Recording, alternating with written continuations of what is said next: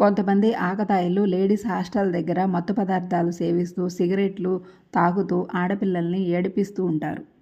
ఇక అక్కడున్న ఆడపిల్లలు ఇలా అంటూ ఉంటారు, రే మీరు మత్తు పదార్థాలు సేవిస్తున్నారని మాకు అర్థమైపోయింది, మర్యాదగా ఇక్కడి నుంచి వెళ్తారా లేదా?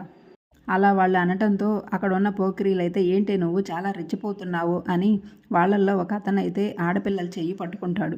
ఏంటి నీ ఇష్టం వచ్చినట్టు మాట్లాడుతున్నావు అని వాళ్ళ చెయ్యి పట్టుకొని మరీ గొడవ చేస్తూ ఉంటారు. అటువైపుగా ధాత్రి షాప్లో ఏదో కొనుక్కోవటానికి వచ్చి ఆడపిల్లల్ని ఏడిపించడం చూసి అక్కడికి వస్తుంది. ఇక ధాత్రి అక్కడికి రాగానే ఎందుకు ఆడపిల్లల్ని అలా ఏడిపిస్తున్నారు అని అడుగుతూ ఉంటుంది. వాళ్ళ చెయ్యి ఎందుకు పట్టుకున్నారు, మర్యాదగా వదులుతారా లేదా అని అడుగుతూ ఉంటుంది. వాళ్ళల్లో ఒక అతనైతే ఏంటే నీ చెయ్యి పట్టుకోలేదని ఫీల్ అవుతున్నావా, లేక వీళ్ళ చెయ్యి పట్టుకున్నందుకు ఫీల్ అవుతున్నావా, రావే నీ చెయ్యి కూడా పట్టుకుంటాను అని ధాత్రి చెయ్యి పోతుంటే ఇక ధాత్రి అయితే వాడి చంప పగలగొడుతుంది. అప్పుడు ధాత్రి ఏంట్రా పట్టుమని 18 ఏళ్ళు కూడా నిండలేదు, అప్పుడే పెద్ద మనుషుల్లాగా బిహేవ్ చేస్తున్నారు, ఇంత చిన్న వయసులోనే మత్తుకి బానిసలైపోయారా, అసలు మీకు బుద్ధుందా అని అయితే అంటూ ఉంటుంది. ఇక వాళ్ళందరినీ కూడా సింగిల్ హ్యాండ్ తోటి చితక్కొట్టి పడేస్తుంది.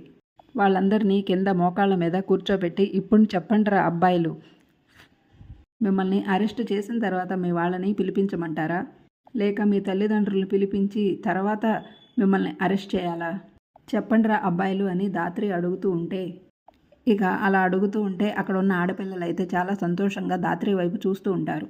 ఇక అక్కడున్న పోకిరీలకైతే మేడం మీరు పోలీసా అని అడుగుతూ ఉంటారు.